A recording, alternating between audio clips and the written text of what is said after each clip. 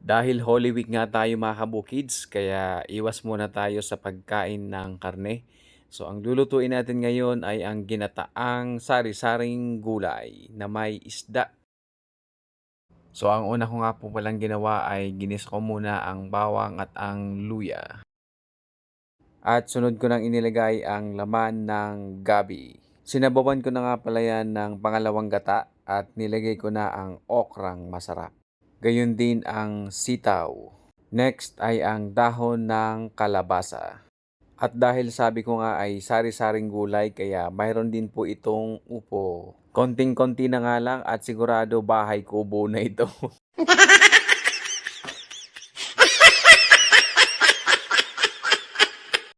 Ayan, so sinunod ko na nga rin inilagay ang daing at ang pritong tuna.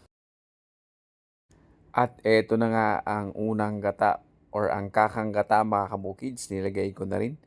Yan ang tunay na magpapasarap dyan sa ginataang sari-saring gulay. Makulay at napakadaming sahog naman talaga ng ating ulam ngayon mga kabukids. So ayan, pinakuluan ko nga lang yan ng ilang minuto pa mga kabukids hanggang sa maluto na ang ating mga ingredients. At syempre kailangan ding halu-haluin yan para hindi lang yung ilalim yung maluto.